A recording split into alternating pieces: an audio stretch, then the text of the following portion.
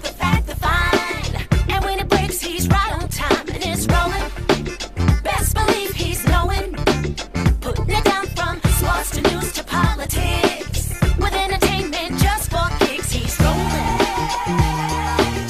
It's on go, roll, roll, y'all. It's Roland Martin, yeah. Rolling with Roland now. He's funk, he's fresh, he's real, the best, you know he's Roland Martin now.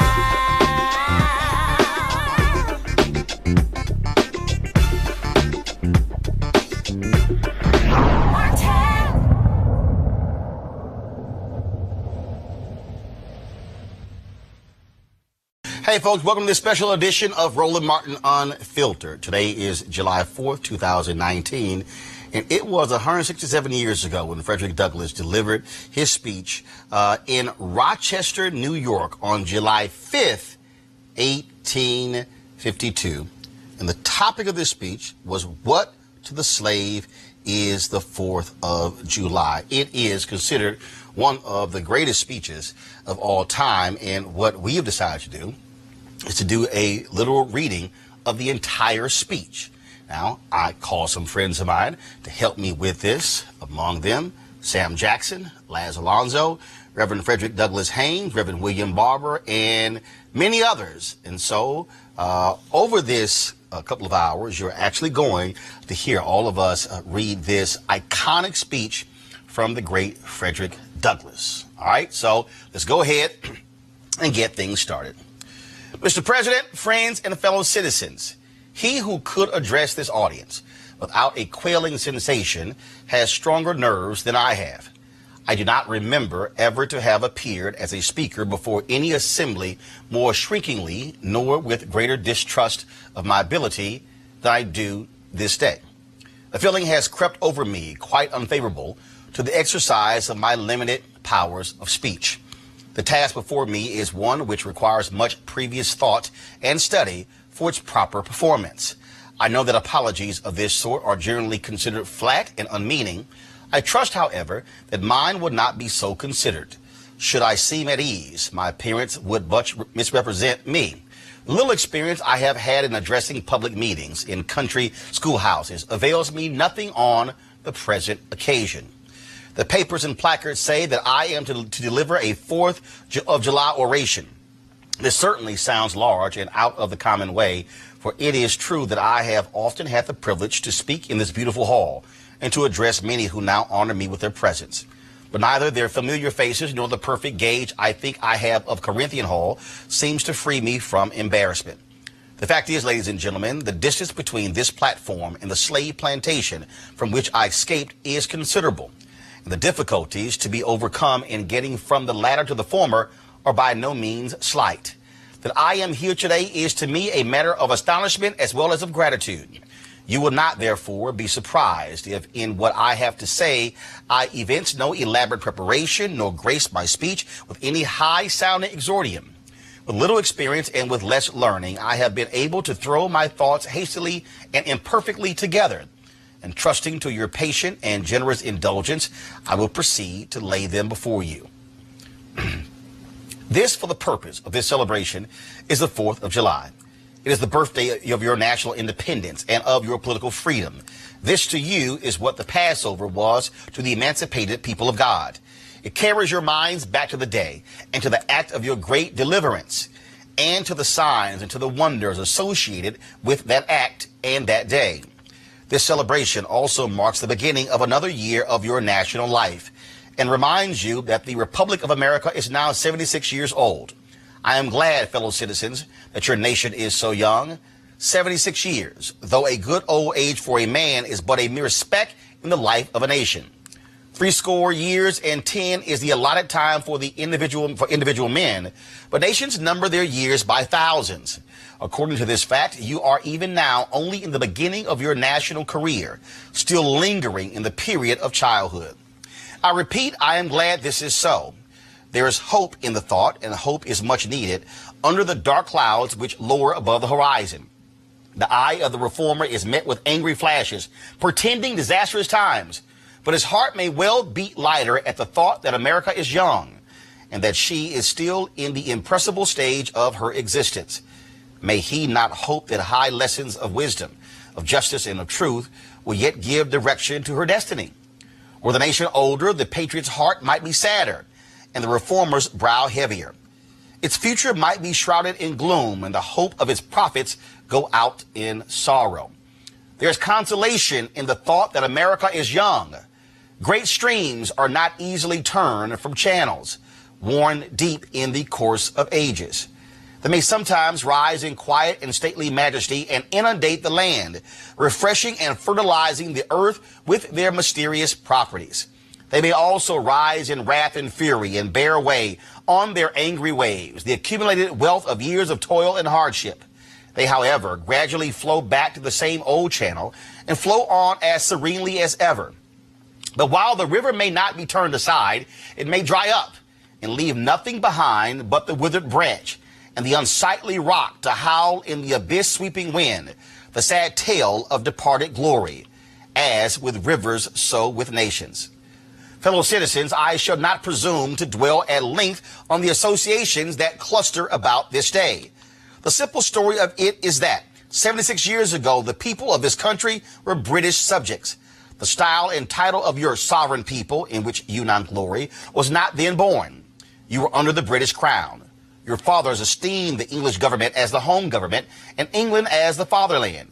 This home government, you know, although a considerable distance from your home, did in the exercise of its parental prerogatives impose upon its colonial children such restraints, burdens, and limitations as, in its mature judgment, it deemed wise, right, and proper. But your fathers, who had not adopted the fashionable idea of this day, of the infallibility of government, and the absolute character of its acts, presumed to differ from the home government in respect to the wisdom and the justice of some of those burdens and restraints.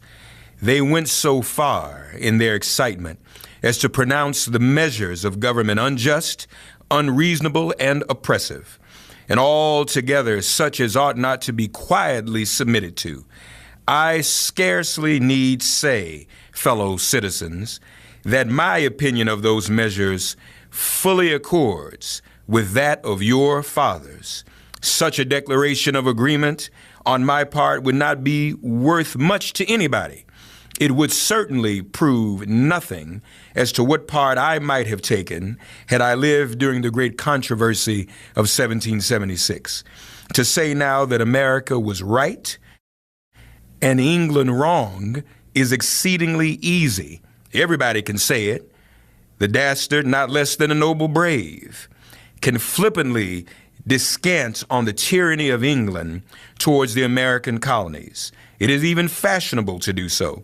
But there was a time when to pronounce against England and in favor of the cause of the colonies tried men's souls.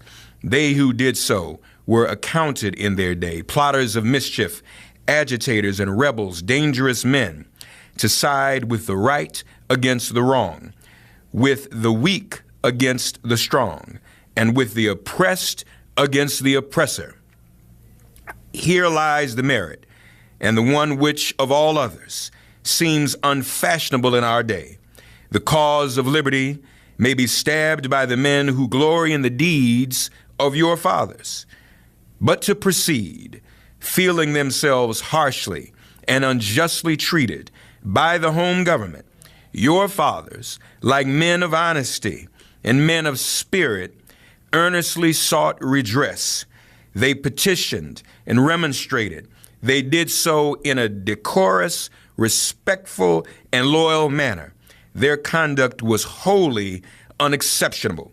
This, however, did not answer the purpose. They saw themselves treated with sovereign indifference, coldness, and scorn. Yet they persevered.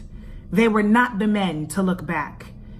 As the sheet anchor takes a firmer hold when the ship is tossed by the storm, so did the cause of your fathers grow stronger as it breasted the chilling blasts of kingly displeasure. The greatest and best of British statesmen admitted its justice, and the loftiest eloquence of the British Senate came to its support. But with that blindness which seems to be the unwavering characteristic of tyrants, since Pharaoh and his hosts were drowned in the Red Sea, the British government persisted in the exactions complained of. The madness of this course, we believe, is admitted now even by England, but we fear the lesson is wholly lost on our present ruler. Oppression makes a wise man mad. Your fathers were wise men, and if they did not go mad, they became restive under this treatment. They felt themselves the victims of grievous wrongs, wholly incurable in their colonial capacity. With brave men, there is always a remedy for oppression. Just here, the idea of a total separation of the colonies from the crown was born. It was a startling idea, much more so than we at this distance of time regard it. The timid and the prudent, as has been intimated, of that day were, of course, shocked and alarmed by it. Such people lived then, had lived before, and will probably ever have a place on this planet.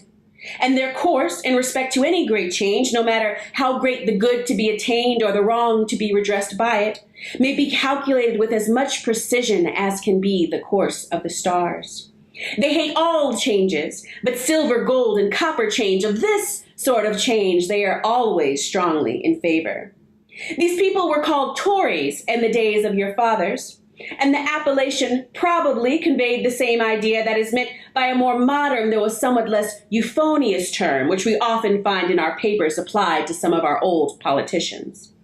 Their opposition to the then dangerous thought was earnest and powerful, but amid all their terror and affrighted vociferations against it, the alarming and revolutionary idea moved on, and the country with it. On the 2nd of July, 1776, the old Continental Congress, to the dismay of the lovers of ease and the worshippers of property, clothed that dreadful idea with all the authority of national sanction. They did so in the form of a resolution, and as we seldom hit upon resolutions drawn up in our day whose transparency is at all equal to this, it may refresh your minds and help my story if I read it. Resolved, that these united colonies are, and of right ought to be, free and independent states, that they are absolved from all allegiance to the British Crown, and that all political connection between them and the state of Great Britain is, and ought to be, dissolved. Citizens, your fathers made good that resolution. They succeeded, and today you reap the fruits of their success. The freedom gained is yours, and you, therefore, may properly celebrate this anniversary. The 4th of July is the first great fact in your nation's history, the very ring bolt in the chain of your yet undeveloped destiny. Pride and patriotism, not less than gratitude, prompt you to celebrate and to hold it in perpetual remembrance. I have said that the Declaration of Independence is the ring bolt to the chair of your nation's destiny, so indeed I regard it. The principles contained in that instrument are saving principles. Stand by those principles. Be true to them on all occasions, in all places, against all foes, and at whatever cost. From the round top of your ship of state, dark and threatening clouds may be seen. Heavy billows, like mountains in the distance, disclose to the leeward huge forms of flinty rocks, that bolt drawn, that last chain broken, and all is lost. Cling to this day, cling to it and to its principles with the grasp of a storm-tossed mariner to a spar at midnight. The coming into being a nation in any circumstances is an interesting event. But besides general considerations, there were peculiar circumstances which make the advent of this republic an event of special attractiveness. The whole scene, as I look back to it, was simple, dignified, and sublime. The population of the country at the time stood at the insignificant number of 3 million. The country was poor in the munitions of war. The population was weak and scattered, and the country a wilderness unsubdued. There were then no means of concert and combination such as exist now. Neither steam nor lightning had been then reduced to order and discipline. From the Potomac to the Delaware was a journey of many days. Under these and innumerable other disadvantages, your fathers declared for liberty and independence and triumphed. Fellow citizens, I am not wanting in respect for the fathers of this republic. The signers of the Declaration of Independence were brave men. They were great men, too, great enough to give fame to a great age. It does not often happen to a nation to raise at one time such a number of truly great men.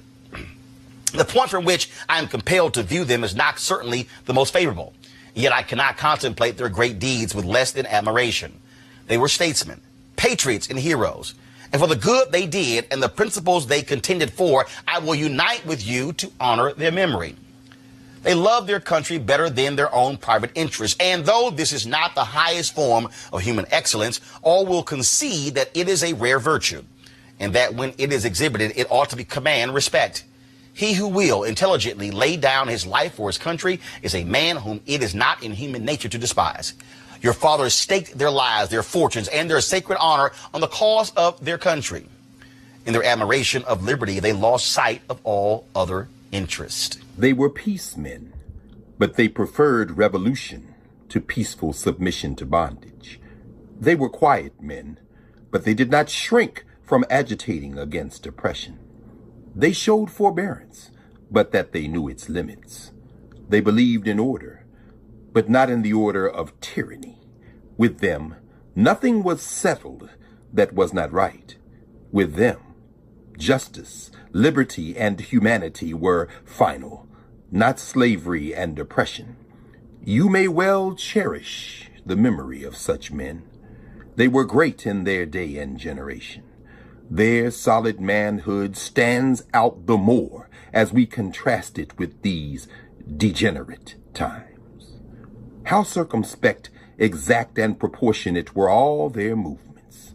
How unlike the politicians of an hour. Their statesmanship looked beyond the passing moment and stretched away in strength into the distant future. They seized upon eternal principles and set a glorious example in their defense. Mark them. Fully appreciating the hardship to be encountered, firmly believing in the right of their cause, honorably inviting the scrutiny of an onlooking world, reverently appealing to heaven to attest their sincerity, soundly comprehending the solemn responsibility they were about to assume, wisely measuring the terrible odds against them, your fathers, the fathers of this republic, did, most deliberately, under the inspiration of a glorious patriotism and with a sublime faith in the great principles of justice and freedom, lay deep the cornerstone of the national superstructure, which has risen and still rises in grandeur around you. Of this fundamental work, this day is the anniversary. Our eyes are met with demonstrations of joyous enthusiasm. Banners and pennants wave exultingly on the breeze. The din of business, too, is hushed. Even Mammon seems to have quitted his grasp on this day. The ear-piercing fife and the steering drum unite their accents with the ascending peal of 1,000 church bells. Prayers are made, hymns are sung, and sermons are preached in honor of this day. While the quick martial tramp of a great and multitudinous nation, echoed back by all the hills, valleys, and mountains of a vast continent, bespeak the occasion, one of thrilling and universal interest, a nation's jubilee. Friends and citizens, I need not enter further into the causes which led to this anniversary. Many of you understand them better than I do. You can instruct me in regard to them. That is a branch of knowledge in which you feel perhaps a much deeper interest than your speaker. The causes which led to the separation of the colonies from the British Crown have never lacked for a tongue. They have all been taught in your common schools, narrated at your firesides, unfolded from your pulpits, and thundered from your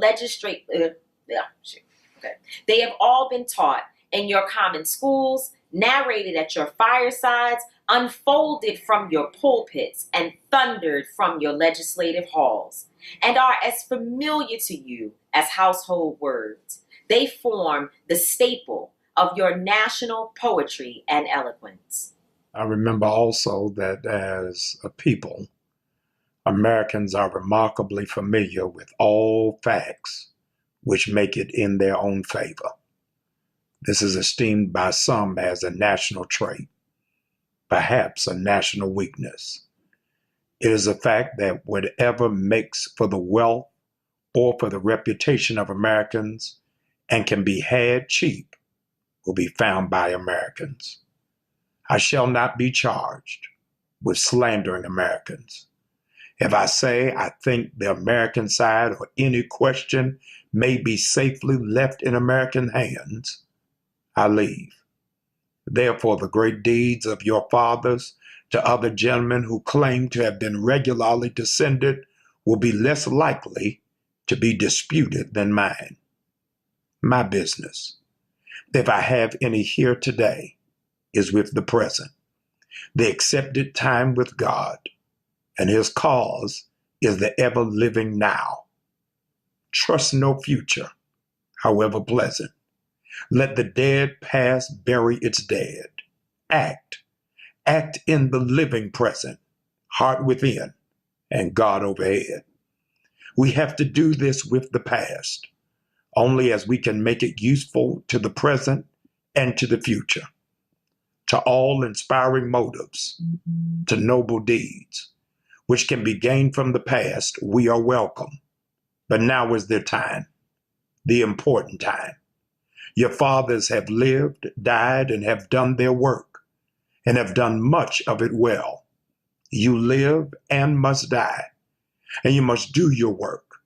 You have no right to enjoy a child's share in the labor of your fathers, unless your children are to be blessed by your labors. You have no right to wear out and waste the hard-earned fame of your fathers to cover your indolence. Sidney Smith tells us that men seldom eulogize the wisdom and virtue of their fathers, but to excuse some folly or wickedness of their own. The truth is not a doubtful one. There are illustrations of it near and remote, ancient and modern. It was fashionable hundreds of years ago for the children of Jacob to boast, "We have Abraham to our father," when they had long lost Abraham's faith and spirit. The people contented themselves under the shadow of Abraham's great name while they repudiated the deeds which made his name great. Need I remind you that a similar thing is being done all over this country today? Need I tell you that the Jews are not the only people who built the tombs of the prophets and garnished the sepulchres of the righteous? Washington could not die till he had broken the chains of his slaves.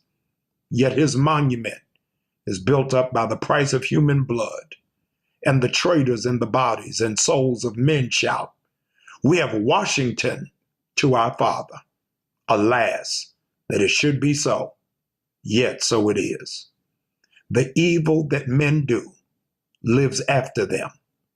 The good is oft interred with the evil that men do, lives after them. The good is oft interred with their bones. Fellow citizens, pardon me. Allow me to ask, why am I called upon to speak here today? What have I or those I represent to do with your national independence? Are the great principles of political freedom and of natural justice embodied in that Declaration of Independence extended to us? And am I, therefore, called upon to bring our humble offering to the national altar and to confess the benefits and express devout gratitude for the blessings resulting from your independence to us? Would to God, both for your sakes and ours, that an affirmative answer could be truthfully returned to these questions. Then would my task be light and my burden easy and delightful, For who is there so cold that a nation's sympathy could not warm him? Who so obdurate and dead to the claims of gratitude that would not thankfully acknowledge such priceless benefits? Who so stolid and selfish that would not give his voice to swell the hallelujahs of a nation's jubilee when the chains of servitude had been torn from his limbs? I am not that man. In a case like that, the dumb might eloquently speak and the lame man leap as an art. But such is not the state of the case. I say it with a sad sense of the disparity between us. I am not included within the pale of this glorious anniversary. Your high independence only reveals the immeasurable distance between us. The blessings in which you, this day, rejoice are not enjoyed in common. The rich inheritance of justice, liberty, prosperity, and independence bequeathed by your fathers is shared by you, not by me. The sunlight that brought life and healing to you has brought stripes and death to me. This 4th of July is yours, not mine. You may rejoice. I must mourn. To drag a man in fetters into the grand illuminated temple of liberty and call upon him to join you in joyous anthems were inhuman mockery and sacrilegious irony. Do you mean, citizens, to mock me by asking me to speak today? If so, there is a parallel to your conduct, and let me warn you that it is dangerous to copy the example of a nation whose crimes, lowering up to heaven, were thrown down by the breath of the Almighty, burying the nation in irrecoverable ruin. I can today take up the plaintive lament of a peeled and woe-smitten people. By the rivers of Babylon, there we sat down. Yea, we wept when we remembered Zion. We hanged our harps upon the willows in the midst thereof, for there they that carried us away captive required of us a song, and they who wasted us required of us mirth, saying, Sing us one of the songs of Zion. How can we sing the Lord's song in a strange land? If I forget thee, O Jerusalem, let my right hand forget her cunning. If I do not remember thee, let my tongue cleave to the roof of my mouth. Fellow citizens, above your national tumultuous joy, I hear the mournful wail of millions. Chains heavy and grievous yesterday are today rendered intolerable by the jubilee shouts that reach them. If I forget, if I do not faithfully remember those bleeding children of sorrow this day, may my right hand forget her cunning, and may my tongue cleave to the roof of my mouth. To forget them, to pass lightly over their wrongs, and to chime in with popular theme would be treason most scandalous and shocking, and would make me reproach before God and the world. My subject, fellow citizens, is American slavery. I shall see this day and its popular characteristics from the slave's point of view. Standing there, identified with the American bondsman, making his wrongs mine, I do not hesitate to declare with all my soul that the character and conduct of this nation never looked blacker to me than on the 4th of July. Whether we turn to the declarations of past or to the professions of the present, the conduct of the nation seems equally hideous and revolting. America is false to the past, false to the present, and solemnly binds herself to the false to the future. Standing with God and the crushed and bleeding slave, on this occasion I will, in the name of humanity which is outraged, in the name of liberty which is fettered, in the name of the Constitution and the Bible which are disregarded and trampled upon, dare to call into question and to denounce with all emphasis I can command everything that serves to perpetuate slavery, the great sin and shame of America. I will not equivocate. I will not excuse. I will use the severest language I can command. And yet not one word shall escape me, that any man whose judgment is not blinded by prejudice, or who is not at heart a slaveholder, shall not confess to be right and just. But fancy I hear some one of my audience say, it is just in this circumstance that you and your brother abolitionists fail to make the favorable impression on the public mind. Would you argue more and denounce less? Would you persuade more and rebuke less? Your cause would be much more likely to succeed. But I submit, where all is plain, there is nothing to be argued. What point in the anti-slavery creed would you have me argue? On what branch of the subject do the people of this country need light? Must I undertake to prove that the slave is a man? That point is conceded already. Nobody doubts it. The slaveholders themselves acknowledge it in their enactment of laws for their government. They acknowledge it when they punish the disobedience on the part of the slave. There are 72 crimes in the state of Virginia which, if committed by a black man, no matter how ignorant he be, subject him to the punishment of death, while only 2 of the same crimes will subject a white man to the like punishment. What is this but the acknowledgement that the slave is a moral and intellectual and responsible being? The manhood of the slave is conceded. It is admitted in the fact that Southern statute books are covered with enactments forbidding, under severe fines and penalties, the teaching of the slave to read and write. When you can point to any such laws in reference to the beasts of the field, then I may consent to argue the manhood of the slave. When the dogs in your streets, when the fowls in the air, when the cattle on your hills, when the fish of the sea, and the reptiles that crawl, shall be unable to distinguish the slave from a brute, then will I argue with you that the slave is a man. For the present, it is enough to affirm the equal manhood of the Negro.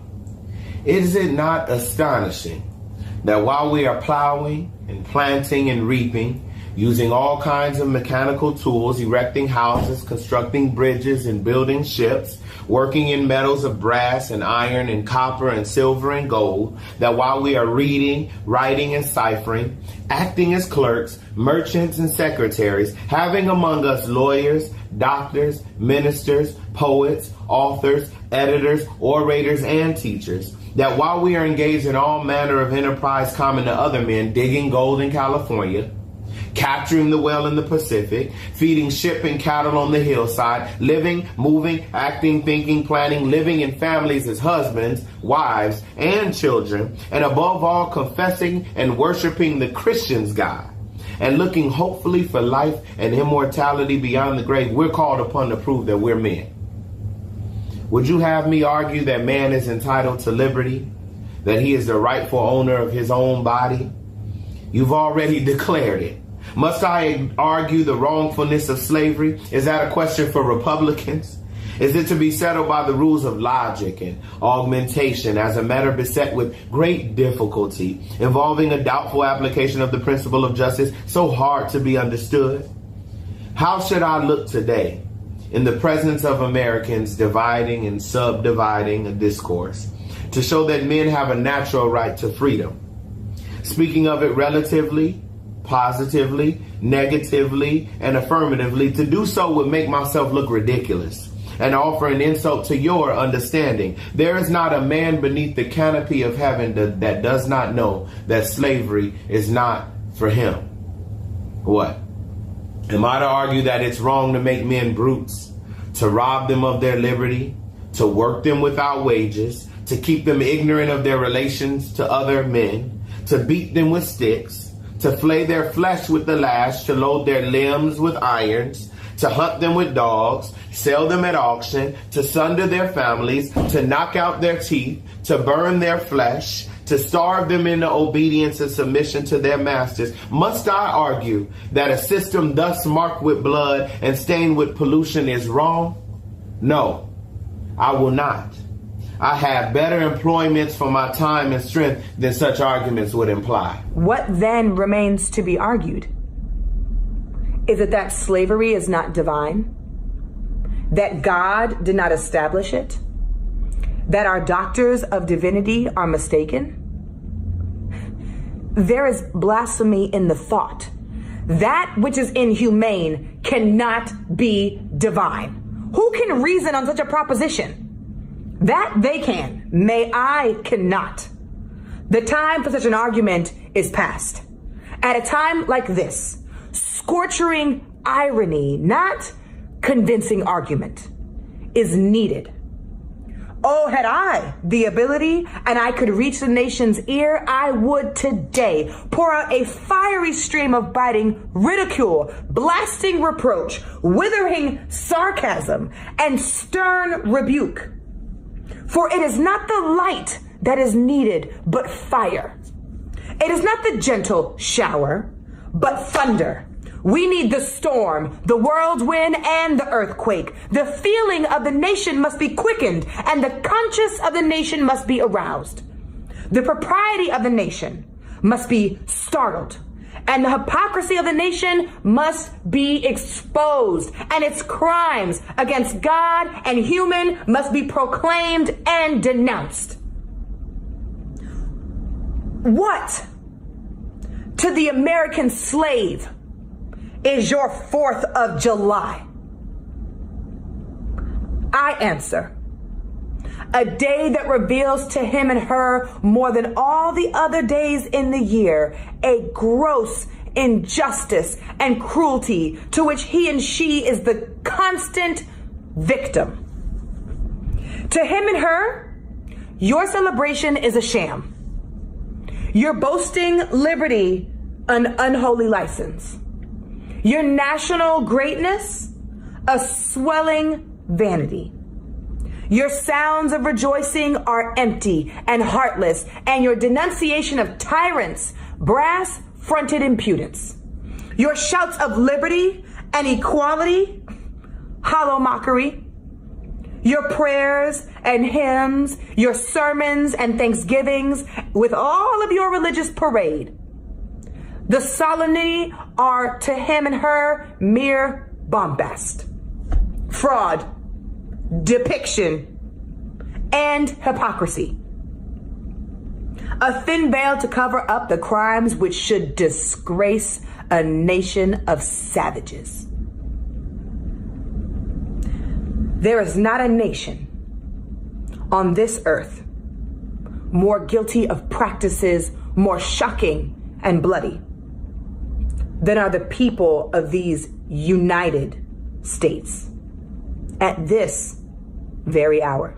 Go where you may, search where you will. Roam through all the monarchies and despotisms of the old world. Travel through South America, search out every abuse. And when you have found the last, lay your facts by the side of everyday practices of this nation, and you will say with me that for revolting barbarity and shameless hypocrisy, America reigns without a rival. Take the American slave trade, which we are told by the papers is especially prosperous just now. Ex-Senator Benton tells us that the price of men has never been higher than now.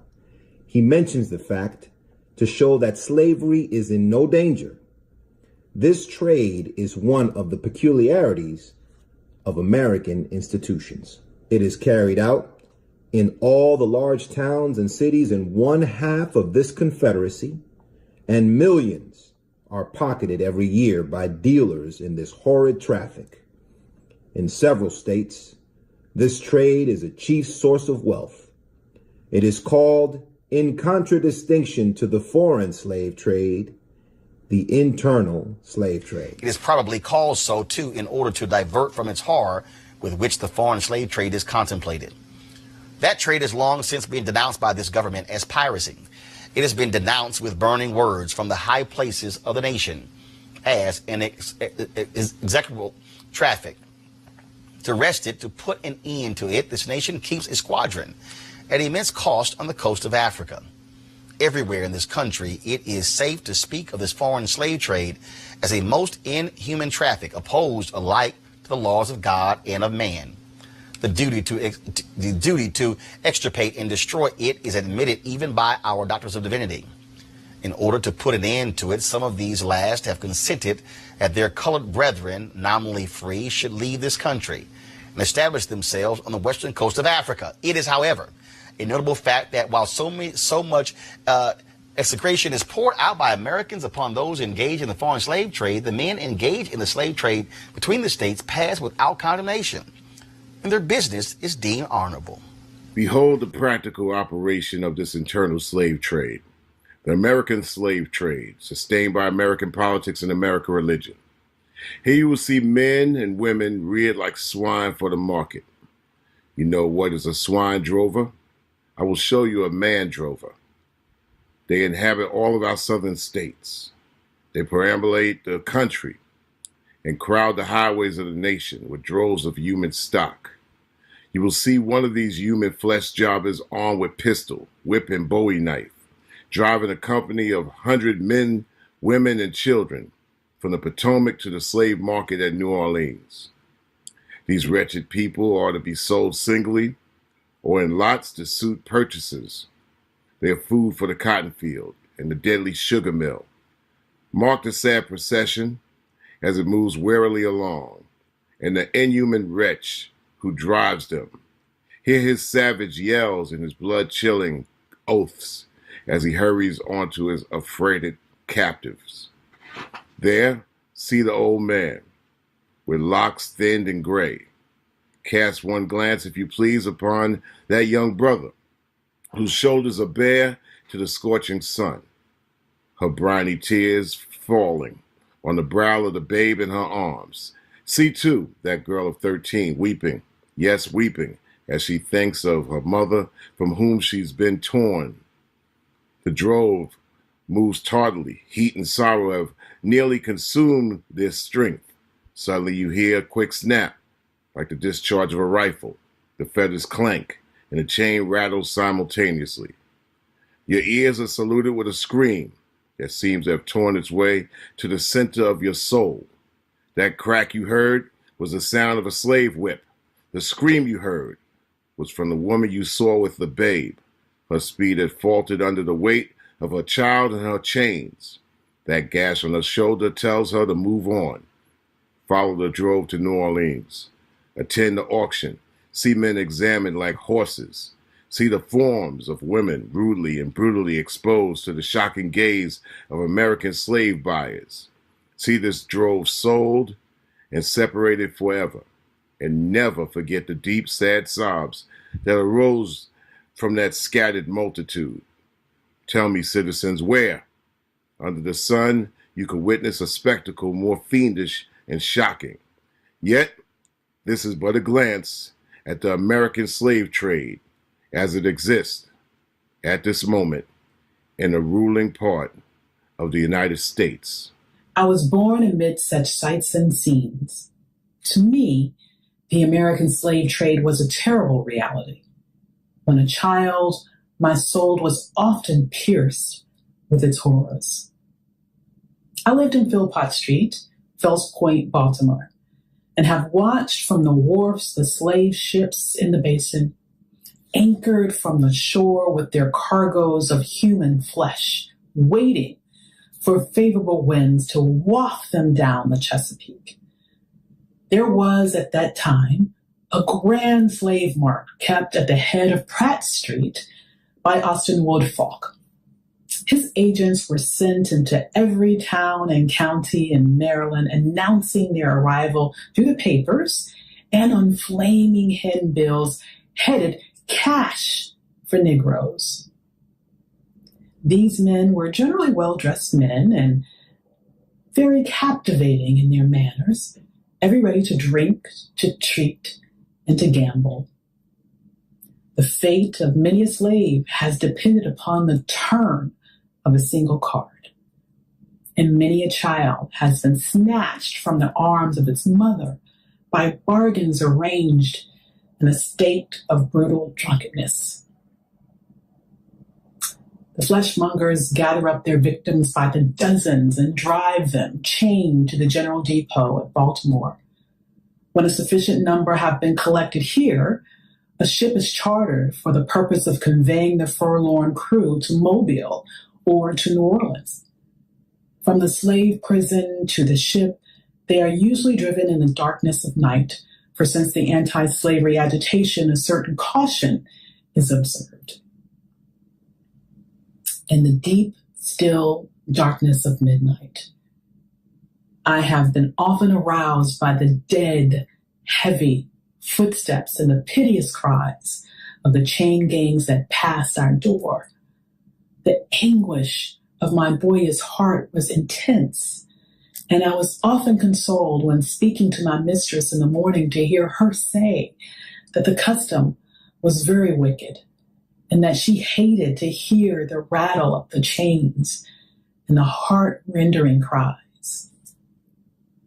I was glad to find one who sympathized with me in my horror. Fellow citizens, this murderous traffic is today an active operation in this boasted republic. In the solitude of my spirit, I see clouds of dust raised on the highways of the South. I see the bleeding footsteps. I hear the doleful wail of fettered humanity on the way to the slave markets, where the victims are to be sold like horses, sheep, and swine, knocked off to the highest bidder.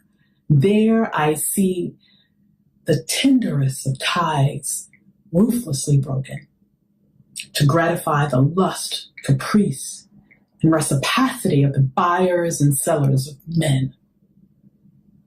My soul sickens at the sight. Are these the graves that slumber in? But a still more inhuman, disgraceful, and scandalous state of things remains to be presented.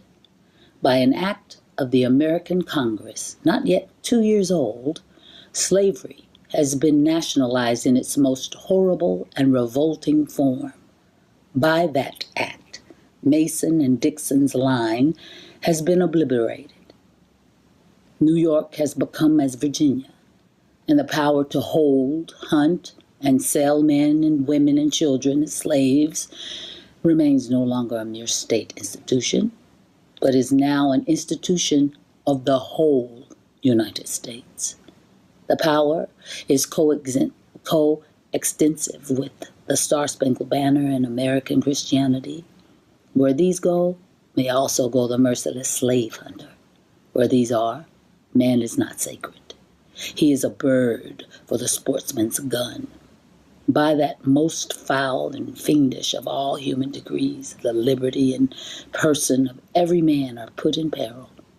Your broad Republican domain is hunting ground for men, not for thieves and robbers, enemies of society merely, but for men guilty of no crime. Your lawmakers have commanded all good citizens to engage in this hellish sport. Your president, your secretary of state, our lords, nobles, and ecclesiastics enforce as a duty you owe to your free and glorious country and to your God that you do this accursed thing. Not fewer than 40 Americans have, within the past 2 years, been hunted down and without a moment's warning, hurried away in chains and consigned to slavery in excruciating torture. Some of these had wives and children dependent upon them for bread, but of this no account was made. The right of the hunter to his prey stands superior to the right of marriage and to all rights in this republic, the rights of God included. For black men, there are neither law, justice, humanity, nor religion. The fugitive slave law makes mercy to them a crime and bribes the judge who tries them. An American judge gets $10 for every victim he consigns to slavery and $5 when he fails to do so. The oath of any two villains is sufficient under this hell-bent enactment to send the most pious and exemplary black man into the remorseless jaws of slavery. His own testimony is nothing. He can bring no witnesses for himself. The minister of American justice is bound by the law to hear but one side, and that side is the side of the oppressor. Let this damning fact be perpetually told. Let it be thundered around the world that in tyrant-killing, king-hating, people-loving, democratic, Christian America, the seats of justice are filled with judges who hold their offices under an open and palpable bribe and are bound in deciding in the case of a man's liberty. Hear only his accusers. In glaring violation of justice, in shameless disregard of the forms of administering law, in cunning arrangement to entrap the defenseless, and in diabolical intent, this fugitive slave law stands alone in the annals of tyrannical legislation. I doubt if there be another nation on the globe having the brass and the baseness to put such a law on the statute book. If any man in this assembly thinks differently from me in this matter and feels able to disprove my statements, I will gladly confront him at any suitable time and place he may select. I take this law to be one of the grossest infringements of Christian liberty. And if the churches and ministers of our country were not stupidly blind or most wickedly indifferent, they too would so regard it. At the very moment that they are thanking God for the enjoyment of civil and religious liberty and for the right to worship God according to the dictates of their own consciences, they are utterly silent in respect to a law which robs religion of its chief significance and makes it utterly worthless to a world lying in wickedness. Did this law concern the mint, anise, and cumin, abridge the right to sing psalms, to partake of the sacrament, or to engage in any of the ceremonies of religion, it would be smitten by the thunder of 1,000 pulpits. A general shout would go up from the church demanding repeal, repeal, instant repeal. And it would go hard with that politician who presumed to solicit the votes of the people without inscribing this motto on his banner.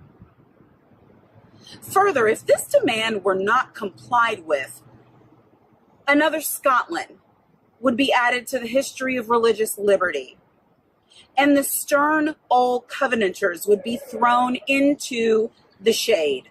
A John Knox would be seen at every church door and heard from every pulpit, and Fillmore would have no more quarter than was shown by Knox to the beautiful but treacherous Queen Mary of Scotland. The fact that the church of our country, with fractional exceptions, does not esteem the fugitive slave law as a declaration of war against religious liberty implies that the church regards religion simply as a form of worship, an empty ceremony, and not a vital principle requiring active benevolence, justice, love, and goodwill towards man. It esteems sacrifice above mercy, psalm singing above right doing, solemn meetings above practical righteousness, a worship that can be conducted by persons who refuse to give shelter to the houseless, to give bread to the hungry, clothing to the naked, and who enjoin obedience to a law forbidding these acts of mercy is a curse, not a blessing, to mankind. The Bible addresses all such persons as scribes, Pharisees, hypocrites, who pay tithe of mint, anise, and cumin, and have omitted the weightier matters of the law, judgment, mercy, and faith. But the church of this country is not only indifferent to the wrongs of the slave, it actually takes sides with the oppressors. It has made itself the bulwark of American slavery and the shield of American slave hunters. Many of its eloquent divines, who stand as the very lights of the church, have shamelessly given the sanction of religion and the Bible to the whole slave system. They have taught that man may properly be a slave, that the relation of master and slave is ordained by God. That to send back an escaped bondman to his master is clearly the duty of all the followers of the Lord Jesus Christ. And this horrible blasphemy is palmed off upon the world for Christianity. Welcome infidelity, welcome atheism, welcome anything in preference to the gospel is preached by those divines. They convert the very name of religion into an engine of tyranny and barbarous cruelty, and serve to confirm more infidels in this age than all the infidel writings of Thomas Paine, Voltaire, and Bolingbroke put together have done. These ministers make religion a cold and flinty-hearted thing, having neither principles of right action nor bowels of compassion. They strip the love of God of its beauty and leave the throng of religion a huge, horrible, repulsive form. It is a religion for oppressors, tyrants, man-stealers, and thugs. It is not that pure and undefiled religion which is from above, and which is first pure, then peaceable, easy to be entreated, full of mercy and good fruits, without partiality and without hypocrisy, but a religion which favors the rich against the poor, which exalts the proud above the humble, which divides mankind into two classes, tyrants and slaves, which says to the man in chains, stay there, and to the oppressor, oppress on. It is a religion which may be professed and enjoyed by all the robbers and enslavers of mankind. It makes God a respecter of persons, denies the fatherhood of the race, and tramples in the dust the great truth of the brotherhood of man. All this we affirm to be true of the popular church and the popular worship of our land and nation, a religion, a church, and a worship which, on the authority of inspired wisdom, we pronounce to be an abomination in the sight of God. In the language of Isaiah, the American church might be well addressed.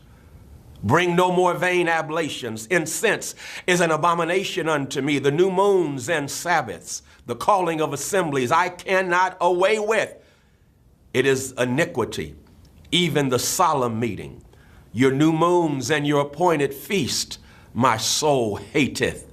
They are a trouble to me. I am weary to bear them. And when ye spread forth your hands, I will hide mine eyes from you. Yea, when you make many prayers, I will not hear. Your hands are full of blood. Cease to do evil. Learn to do well. Seek judgment. Relieve the oppressed. Judge for the fatherless. Plead for the widow. The American church is guilty when viewed in connection with what it is doing to uphold slavery. But it is superlatively guilty when viewed in connection with its ability to abolish slavery. The sin of which it is guilty is one of omission as well as commission. Albert Barnes but uttered what the common sense of every man at all observant of the actual state of the case will receive as truth, when he declared that there is no power out of the church that could sustain slavery an hour if it were not sustained in it. Let the religious press, the pulpit, the Sunday school, the conference meeting, the great ecclesiastical missionary, Bible, and tract associations of the land array their immense powers against slavery and slaveholding, and the whole system of crime and blood would be scattered to the winds. And that they do not do this involves them in the most awful responsibility of which the mind can conceive. In prosecuting the anti-slavery enterprise, we have been asked to spare the church, to spare the ministry. But how, we ask, could such a thing be done? We are met on the threshold of our efforts for the redemption of the slave by the church and ministry of the country. in battle arrayed against us, and we are compelled to fight or flee. From what quarter, I beg to know, has proceeded a fire so deadly upon our ranks during the last 2 years as from the northern pulpit? As the champions of oppressors, the chosen men of American theology have appeared, men honored for their so-called piety and their real learning. The Lords of Buffalo, the Springs of New York, the Lathrops of Auburn, the Coxes and Spencers of Brooklyn, the Ganetts and Sharps of Boston, the Deweys of Washington, and other great religious lights of the land have, in utter denial of the authority of him by whom they profess to be called to the ministry, deliberately taught us against the example or of the Hebrews and against the remonstrance of the apostles. They teach that we ought to obey man's law before the law of God. My spirit wearies of such blasphemy, and how such men can be supported as the standing types and representatives of Jesus Christ. And I want folk to understand who listen to this, the audience he was speaking to was primarily white. White people who are part of the abolition movement, whose spirits also wearied. He said they call themselves representative of Jesus Christ. How they do that is a mystery, which I leave others to penetrate. In speaking of the American church, however, let it be distinctly understood that I mean the great mass of religious organizations of our land. There are exceptions, and I thank God that there are. Noble men may be found scattered all over these northern states, of whom Henry Ward Beecher of Brooklyn and Samuel J. May of Syracuse and my esteemed friend, the Reverend R.R. Raymond on the platform are shining examples. And let me say further that upon these men lies the duty to inspire our ranks with high religious faith and zeal and to cheer us on in the great mission of the slave's redemption from his chains. But one is struck with the difference between the attitude of the American church toward the anti-slavery movement and that occupied by the church, and that occupied by the churches in England toward a similar movement in that country. There, the church, true to its mission of ameliorating, alleviating, and improving the condition of mankind, came forward promptly, bound up the wounds of the West Indian slave and restored him to his liberty. There, the question of emancipation was a high religious question. It was demanded in the name of humanity and according to the laws of the living God. The Sharps, the Clarkstons, the Wilberforces, the Buxtons, the Burchells, the Nibbs were alike famous for their piety and their philanthropy. The anti-slavery movement there was not an anti-church movement, for the reason that the church took its full share in prosecuting that movement, and the anti-slavery movement in this country will cease to be an anti-church movement when the church of this country shall assume a favorable instead of a hostile position toward the movement.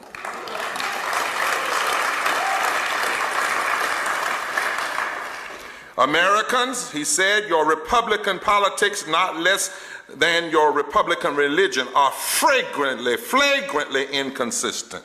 You boast of your love of liberty, your superior civilization, and your pure Christianity, while the whole political power of the nation is solemnly pledged to support and perpetrate the enslavement of 3 million of your countrymen. You hurl your anathemas at the crown-headed tyrants of Russia and Austria and pride yourselves in the democratic institution, while you yourselves consent to be mere tools and bodyguards of the tyrants of Virginia and Carolina.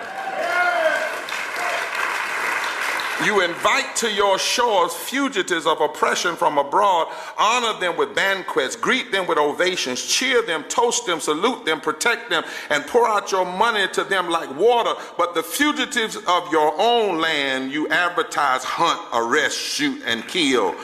You glory in your refinement and your universal education, and yet you maintain a system as barbarous and dreadful as ever stained the character of a nation.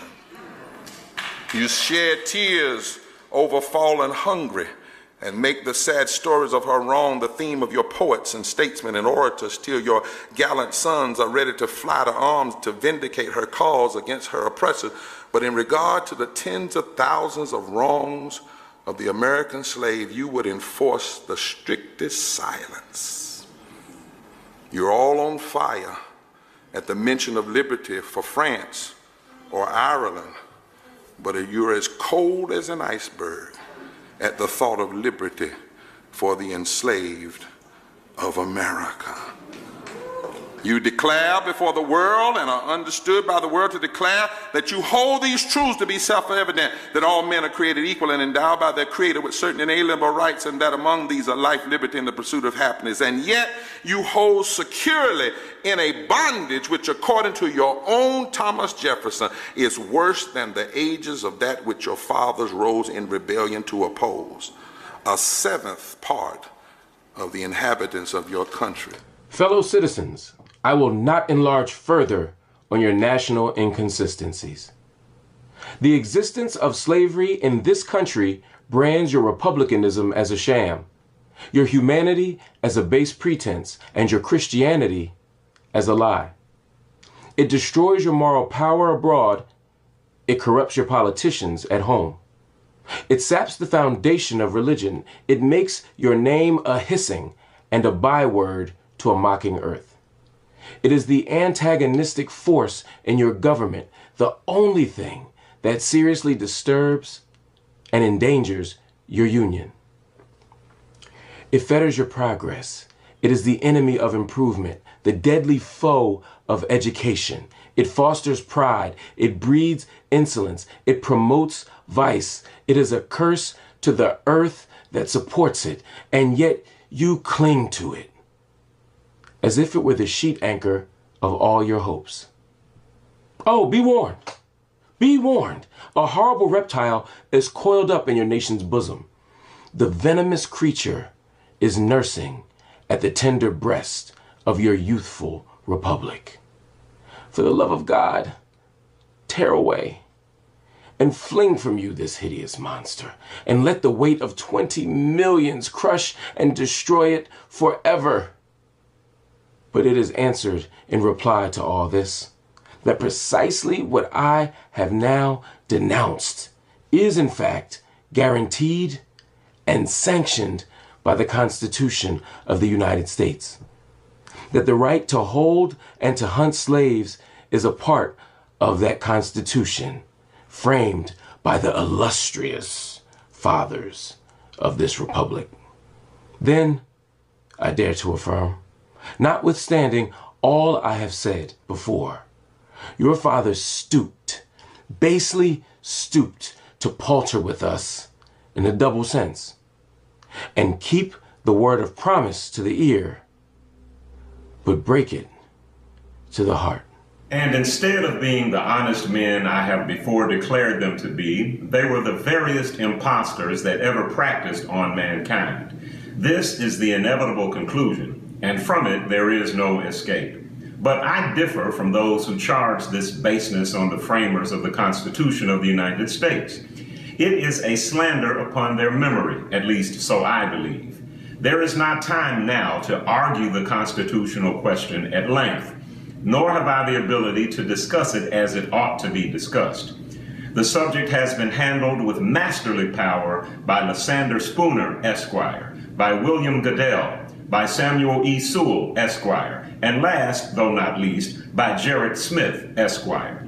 These gentlemen have, as I think, fully and clearly vindicated the Constitution from any design to support slavery for an hour. Fellow citizens, there is no matter in respect to which the people of the North have allowed themselves to be so ruinously imposed upon as that of the pro-slavery character of the Constitution. In that instrument, I hold there is neither warrant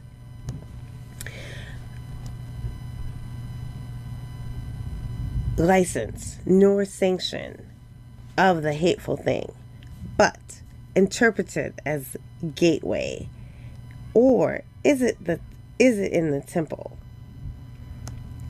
It is neither.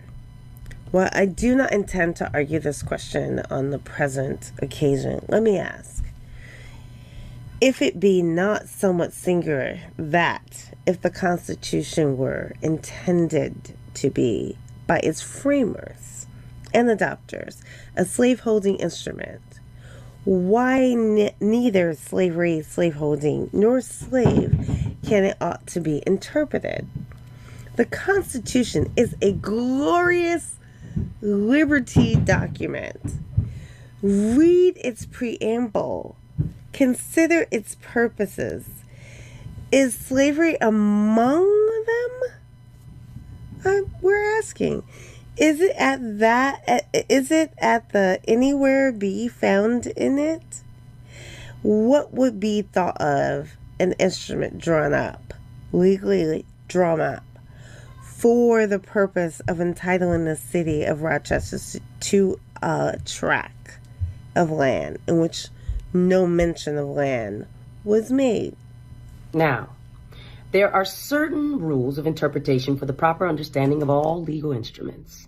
These rules are well established. They are plain, common sense rules such as you and I and all of us can understand and apply without having passed years in the study of law.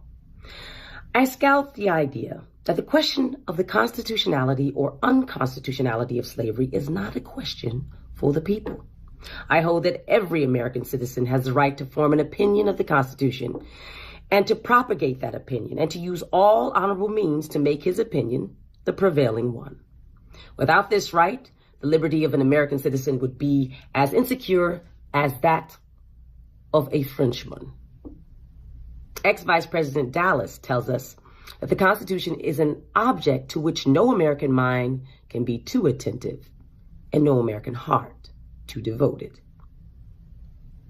He further says the Constitution, in its words, is plain and intelligible, and is meant for the homebred, unsophisticated understandings of our fellow citizens. Senator Bryant tells us that the Constitution is the fundamental law that which controls all others, the charter of our liberties, which every citizen has a personal interest in understanding thoroughly. The testimony of Senator Bree, Louis Caz, and many others that might be named, who are everywhere esteemed as sound lawyers, so regard the Constitution. I take it, therefore, that it is not presumption in a private citizen to form an opinion of that instrument. Now, take the Constitution according to its plain reading, and I defy the presentation of a single pro-slavery clause in it. On the other hand, it will be found to contain principles and purposes entirely hostile to the existence of slavery. I have detained my audience entirely too long already. At some future period, I will gladly avail myself of an opportunity to give this subject a full and fair discussion. Allow me to say in conclusion, notwithstanding the dark picture I have this day presented of the state of the nation, I do not despair of this country. There are forces in operation which must inevitably work the downfall of slavery. The arm of the Lord is not shortened, and the doom of slavery is certain. I, therefore, leave off where I began with hope, while drawing encouragement from the Declaration of Independence, the great principles it contains, and the genius of American institutions. My spirit is also cheered by the obvious tendencies of the age. Nations do not now stand in the same relation to each other as they did ages ago. No nation can now shut itself up from the surrounding world and trot round in the same old path of its fathers without interference. The time was when such could be done. Long-established customs of hurtful character could formally fence themselves in and do their evil work with social impunity. Knowledge was then confined and enjoyed by the privileged few, and the multitude walked on in mental darkness. But a change has now come over the affairs of mankind. Walled cities and empires have become unfashionable. The arm of commerce has borne away the gates of the strong city. Intelligence is penetrating the darkest corners of the globe. It makes its pathway over and under the sea as well as on the earth. Wind, steam, and lightning are its chartered agents. Oceans no longer divide but link nations together. From Boston to London is now a holiday excursion. Space is comparatively annihilated. Thoughts expressed on one side of the Atlantic are distinctly heard on the other. The far-off and almost fabulous Pacific rose in grandeur at our feet. The celestial empire, the mystery of ages, is being solved. The fiat of the Almighty, let there be light, has not yet spent its force. No abuse, no outrage, whether in taste, sport, or avarice, can now hide itself from the all-pervading light. The iron shoe and crippled foot of China must be seen in contrast with nature.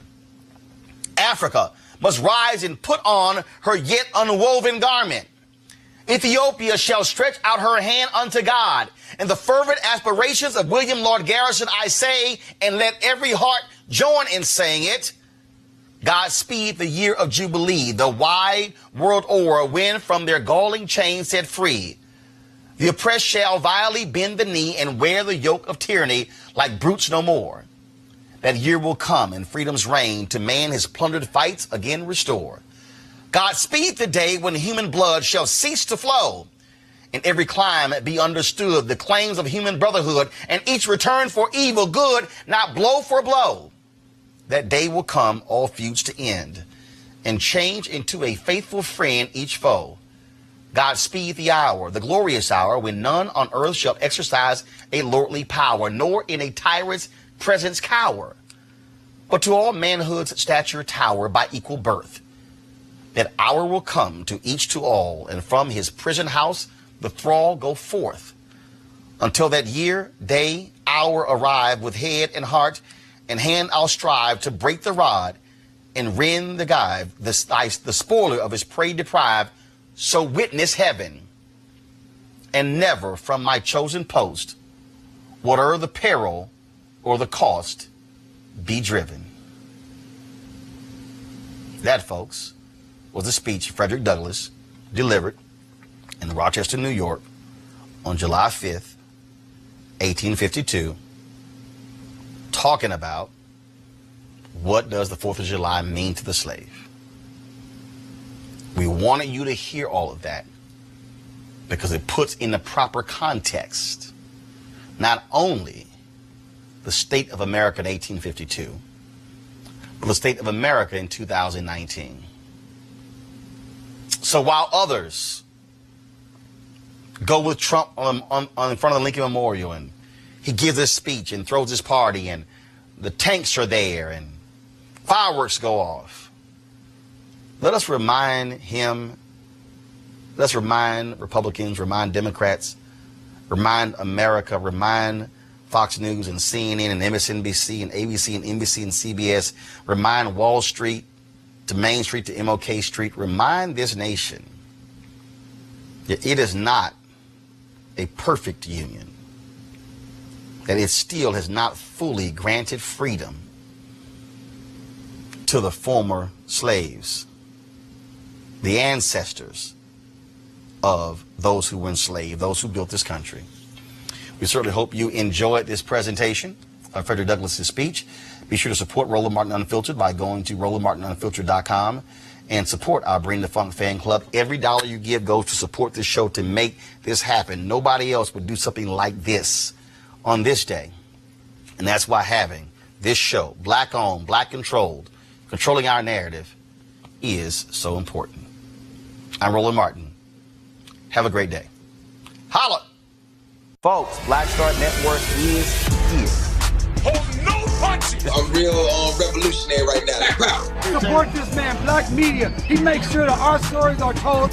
Thank you for being the voice of Black America, Roland. Stay black. I love y'all. All momentum we have now, we have to keep this going. The video looks phenomenal. See, this difference between Black Star Network and black-owned media and something like CNN. You can't be black-owned media and be scared. It's time to be smart. Bring your eyeballs home. You dig?